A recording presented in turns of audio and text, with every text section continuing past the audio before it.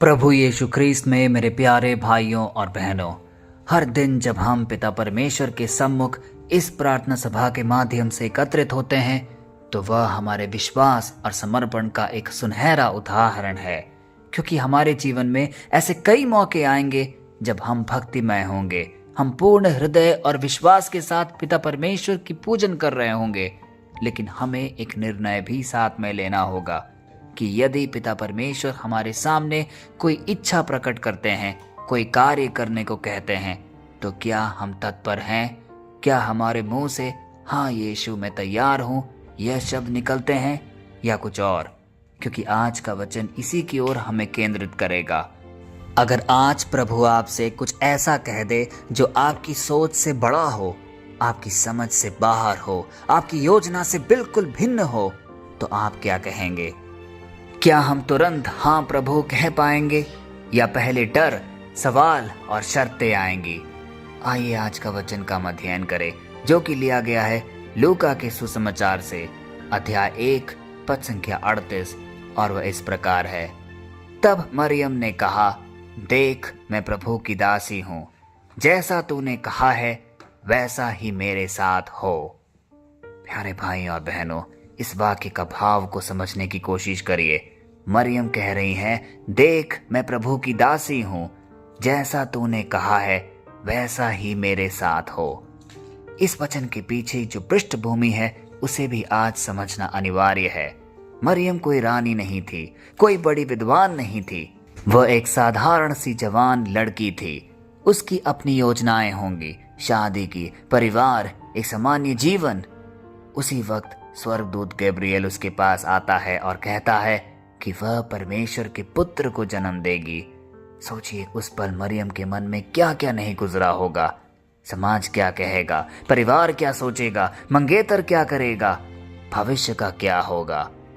कुछ भी साफ रास्ता नहीं दिख रहा होगा, कोई गारंटी सामने नहीं दिख रही होगी। लेकिन उस सारे वक्त में भी उन्होंने प्रभु पर विश्वास किया, कहा हाँ प्रभु मैं तैयार हूँ, आपकी योजना पूरी हो। इसे कहते हैं पूर्ण विश्वास और समर्पण। और इसीलिए आज का वाक्य, आज का वचन हमें यह शिक्षा दे रहा है कि जब भी प्रभु हमें कोई कार्य कहते हैं तो हमें हमेशा तत्पर रहना है। हमें यह नहीं सोचना है कि इसका परिणाम क्या होगा, इसके क्या मायने होंगे, लेकिन बस उनके वचन पर एक पूर्ण विश्वास रखकर आगे बढ़ चलना है। मरियम का वह जवाब आज ऐतिहासिक मायने रखता है, क्योंकि उन्होंने उत्तर दिया था, मैं प्रभु की दासी हूँ। वह यह नहीं कहती कि पहले सब कुछ समझा दो, आगे मेरे साथ क्या घटना होगी। यह नहीं कहती कि पहले आसान बना दो सब कुछ।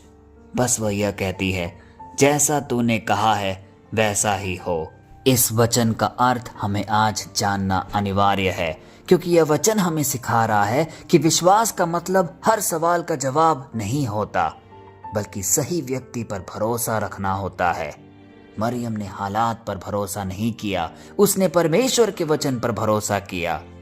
आज हम भी रोज ऐसे फैसले लेते हैं जो कि हमें मुश्किल होते हैं निभाने को। हो सकता है कुछ ऐसे मोड़ पे हम खड़े हों जहां हमें रास्ता धुंधला सा दिख रहा हो, लेकिन यदि उसके पीछे परमेश्वर है, यदि उसकी असीम इच्छा है, तो हमें बिना कुछ सोचे आगे बढ़ते चलना है।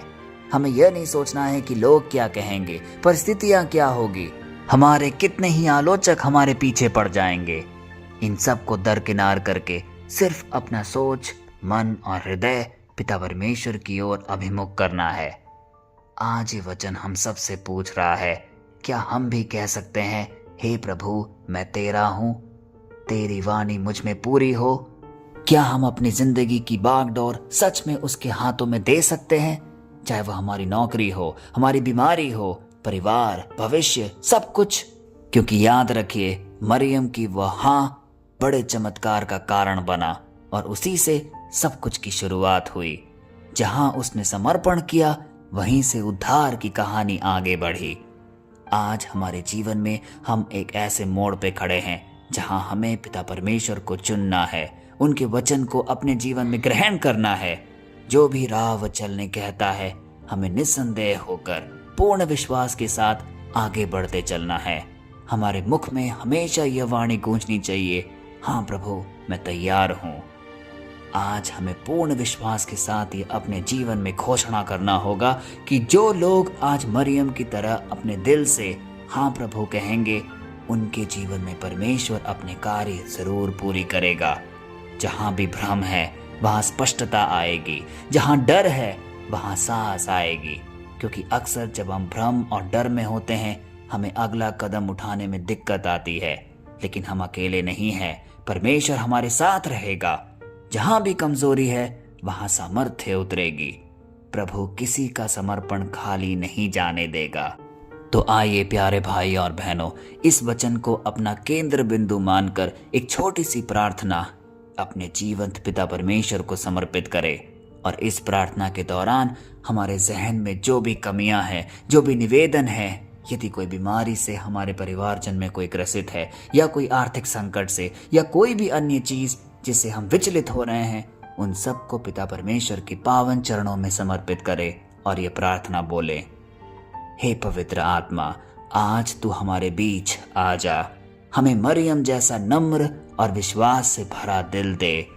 हे प्रभु, जहां हम आज अटके हुए हैं, जिस भी परिस्थिति में हैं, जहां हम डर रहे हैं, वहां हम तेरे इस वचन पर ठारस रखकर भरोसा करना चाहते हैं।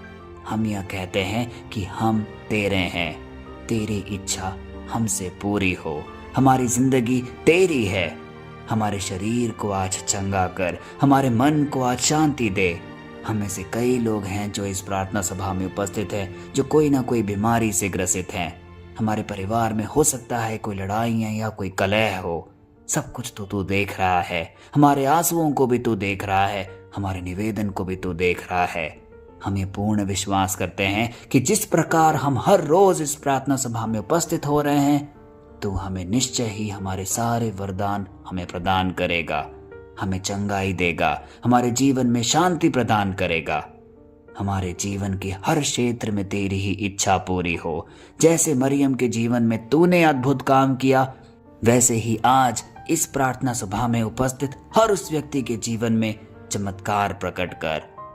यीशु के सामर्थ्य नाम पे हम ये सारे निवेदन करते हैं, आमीन। प्यारे भाई और बहनों, बस कुछ दिन बाकी हैं जब हम प्रभु यीशु को अपने घरों में, अपने जीवन में उनका स्वागत करेंगे।